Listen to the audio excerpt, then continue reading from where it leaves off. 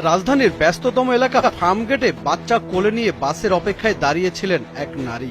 শত চেষ্টা করেও বাসে উঠতে পারছিলেন না তিনি। হঠাৎ তার পাশে এসে দাঁড়ায় ৭০ বছর বয়সী আমির হোসেন।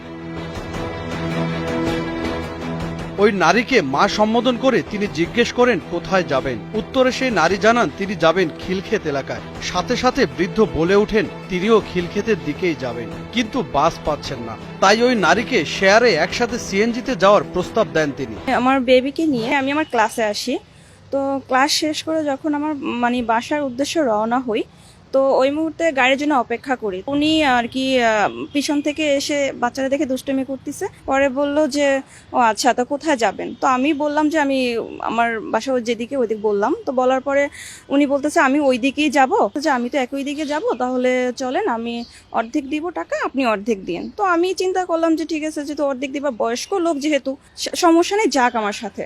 বাবার বয়সে একজন বৃদ্ধ যেহেতু মা ডেকে কথা বলছেন, তাই সরল মনেই শেয়ারে সিএনজিতে উঠেন সেই নারী। সিএনজি বিজয় সরণি পার হওয়ার আগেই রূপ বদলায় বৃদ্ধ আমির হোসেনের। স্পর্শ শুরু করেন ওই নারীর শরীরে।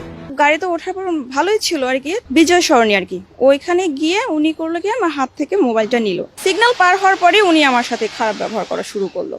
তো ওনাকে আমি বুঝাচ্ছি, না বলতেছি, ওনাকে অনেক রিকোয়েস্ট করছি।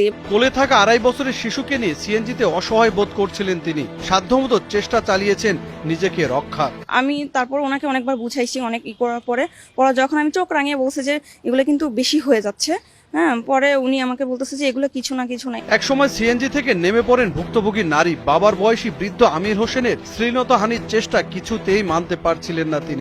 পরে আমি বলছি যা করছেন করছেন, ভালো হয়ে যান। পরের দিন নিজের ট্রেনিং এর কাজ শেষ করে আবারও একই জায়গায় বাসের জন্য দাঁড়িয়েছিলেন সেই নারী। সেখানে একই সময়ে হাজির হন আবারও আমির হোসেন। প্রস্তাব দেন সিএনজিতে যাওয়ার। এবার প্রতিবাদী হয়ে ফার্মগেট পুলিশ বক্সে থাকা পুলিশের কাছে ছুটে গিয়ে ঘটনার বর্ণনা করেন ওই ভুক্তভোগী নারী। সবকিছু শুনে তেজগাঁও থানায় যাওয়ার পরামর্শ দেয় পুলিশ। তেজগাঁও থানা পুলিশ অভিযোগ পাওয়ার সাথে সাথেই ওই বৃদ্ধকে ঘটনাস্থল থেকে গ্রেপ্তার করেন। ৭০ বছরের একটা লোক এসে তাকে রিকোয়েস্ট করে যে আপনি কোথায় যাবেন, কৌশলে তার কাছ থেকে তথ্যগুলো নেয়। এই তথ্যগুলো নিয়ে তাকে এক সাইডে গিয়ে তাকে রিকোয়েস্ট করে যে চলেন আমিও একই দিকে যাব, আমরা একসঙ্গে যাই, সিএনজিতে যাই। এই কথা বলে এই নারীকে সিএনজিতে তুলে তার বাচ্চার সামনেই তাকে শ্লীলতাহানি করে। তাৎক্ষণিকভাবে কিন্তু আমরা এইভাবে হাতে নাতে এই লোককে অ্যারেস্ট করি। এবং এই যে ভিকটিম, তাকে আমি ধন্যবাদ জানাই, তাকে আমি সাহসী নারী বলবো। পুলিশ জানায় গ্রেপ্তার আমির হোসেন নিজেকে একজন কাপড়ের ব্যবসায়ী পরিচয় দিয়েছেন। তাকে গ্রেপ্তারের পর আদালতে পাঠানো হয়েছে। অপরাধ বিশেষজ্ঞরা বলছেন এই ধরনের ঘটনা সমাজে নারীদের জন্য সতর্ক বার্তা বহন করে।